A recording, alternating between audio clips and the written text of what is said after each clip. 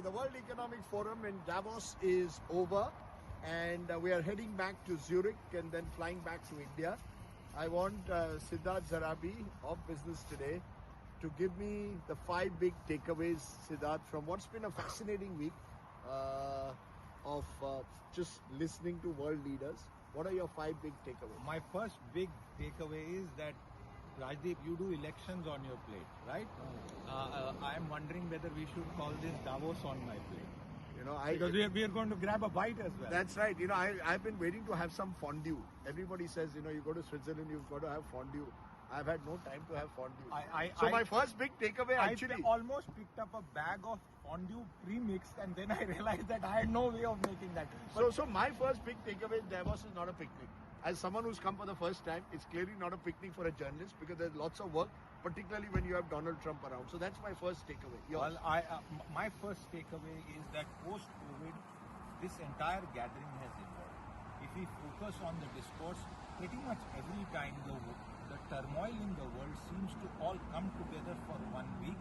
You have people who are multi-billionaires coming together, sitting down and trying to figure out how they can, fix these challenges. So, number one, I thought President Trump came to Davos and dialed down his aggression on Greenland. So, takeaway one, I think at this point of time, what seemed to be imminent 10 days ago, 15 days ago, 20 days ago. So perhaps a bit of geopolitical tensions are going to ratchet down. And remember why this is important, at least from a markets and business perspective, is that stock markets had taken a hit.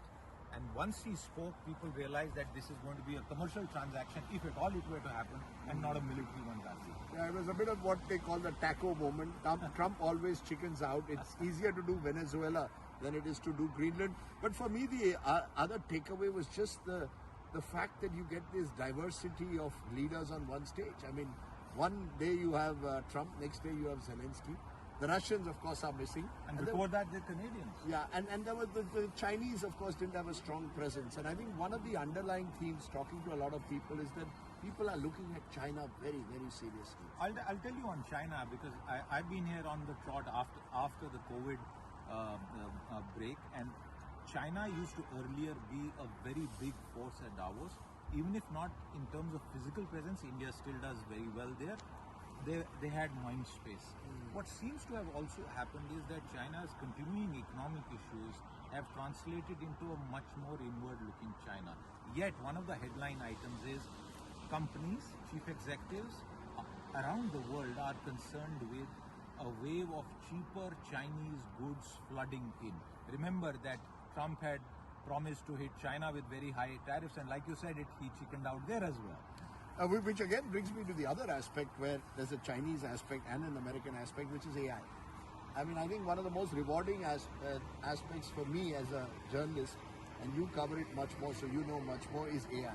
And just how people are obsessively talking about AI, and again, the seemingly America-Chinese race on AI. And this is a very, very important subject. I spent time interviewing some people from our big IT companies, because remember, for India, AI is not some distant technology.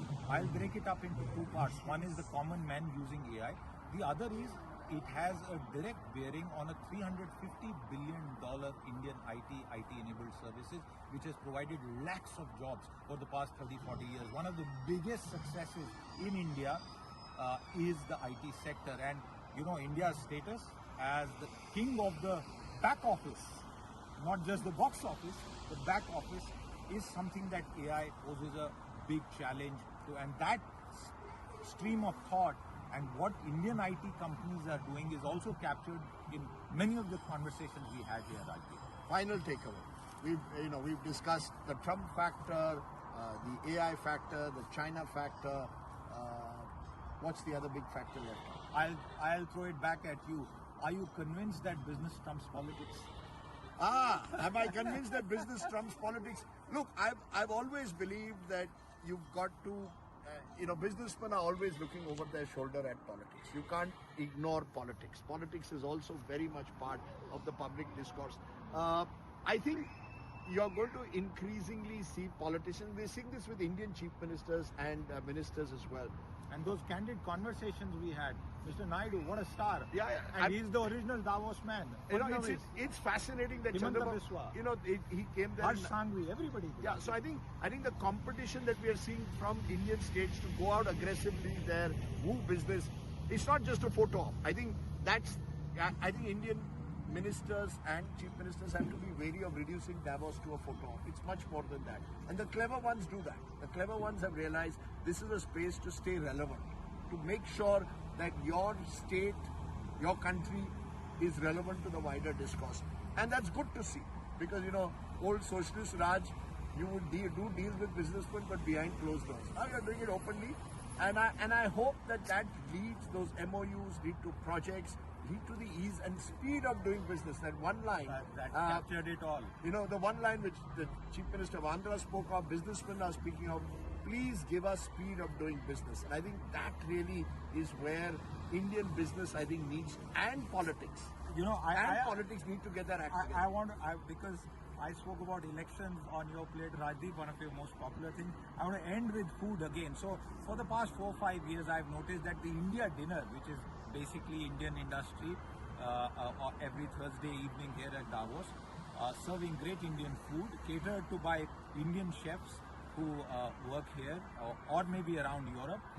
And it used to always be a sellout. And I've practically seen people just smelling Indian food and then saying, can we get it?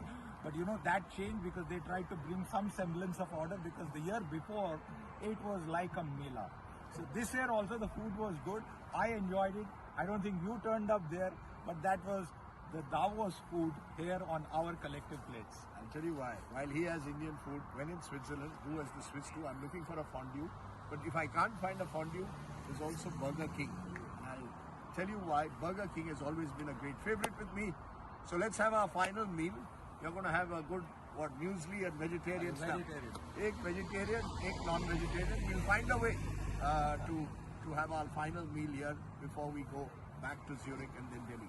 And the last thing I want to say is the air. Clean as ever. If we can get this clean air, I'll be a happy man in Delhi. We are all set. Chalo, Thanks very much. Bye-bye. Let's go. Bye.